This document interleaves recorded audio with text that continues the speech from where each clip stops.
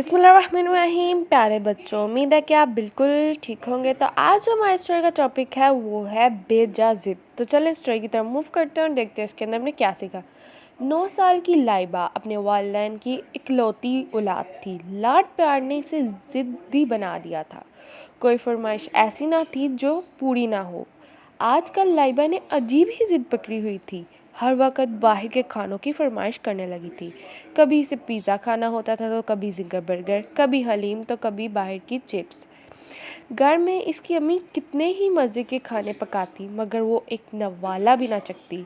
मजबूरन इसके वालिद इसे बाहर से इसकी मनपसंद चीज़ मंगवा देते जो वो खा लेती। एक रोज़ लाइबा को अचानक तेज़ बुखार हो गया, साथ उल्टियाँ भी शुरू होगी। भूख भी नहीं लग रही थी और जो खाती वो उल्टी हो जाती। वालिदैन परेशान होकर इसे डॉक्टर के पास ले गए। डॉक्टर भी इसकी हालत देखकर परेशान हो गया और इसने चंद टेस्ट लिख के दे दिए। रिपोर्ट आई तो वही हुआ जिसका डॉक्टर को डर था, यानी लाइबा को यरकान हो गया था। डॉक्टर ने इसके लिए चंद दवाइयाँ लिख कर दी और साथ ही मुकम्मल परहेज़ करने का कहा। अब वो सिर्फ उबली हुई ग़िज़ाएं ही खा सकती थी। चिकनाई और मिर्चों का मुकम्मल परहेज़ था। एक दो रोज़ में लाइबा का बुखार तो उतर गया लेकिन कमज़ोरी बहुत थी। आहिस्ता आहिस्ता इसे भूख भी लगने लगी थी, लेकिन हर वक्त खाने में उबली हुई चीज़ें देखकर इसका दिल सख्त डूब गया था। इसकी अम्मी ने इसे समझाया कि अब तकरीबन 1 महीने तक ऐसी ही ग़िज़ाएं खानी पड़ेंगी। उबले हुए खानों के अलावा वो कुछ नहीं खा सकती। ये सुनकर लाइबा खूब रोई और चीखी और चिल्लाई, लेकिन इसकी अम्मी ने दिल पर पत्थर रखकर उबले हुए खाना खिला दिया। लाइबा रो रो कर कहती, अम्मी अब मैं कभी ज़िद नहीं करूँगी, कभी बर्गर पिज़्ज़ा नहीं खाऊँगी। वो जो आप इतने मज़े के दाल चावल बनाती हैं वो ही बनाकर खिला दें प्लीज़।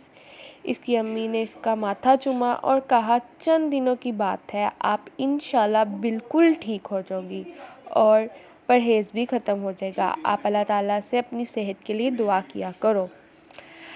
तो प्यारे बच्चों, देखा आपने, घर का खाना भी अल्लाह ताला की कितनी बड़ी नेमत है। बहुत से लोगों को तो ये खाना नसीब ही नहीं होता और जो लोग इस नेमत की नाशुक्री करते हैं इसको फिर इनका नतीजा भी भुगतना पड़ता है। बाहर के खानों में हमें क्या पता वो कैसा घी और कैसा मसाला इस्तेमाल करते हैं या वो सफाई का ख्याल रखते हैं या नहीं। इसलिए अब तो हमें अल्लाह ताला का शुक्र अदा करना चाहिए कि हमें घर में इतना साफ़ सुथरा खाना मिलता है। मम्मा हमारे लिए गर्मी में कितनी देर तक चूल्हे के आगे खड़े होकर हमारे लिए खाना बनाते ताकि हम सेहतयाब रहे, तंदुरुस्ती वाली ज़िंदगी गुजारें। आज लाइबा को भी सेहतयाब हुए 1 हफ़्ता हो चुका था। अब वो खुशी खुशी अपनी अम्मी के साथ खाना पकाती भी और खाती भी, बल्कि फरमाइश करके पकवाती थी और अल्लाह ताला का शुक्र भी अदा करती थी कि इसने कैसी कैसी नेमतें ही हमें अता की हैं।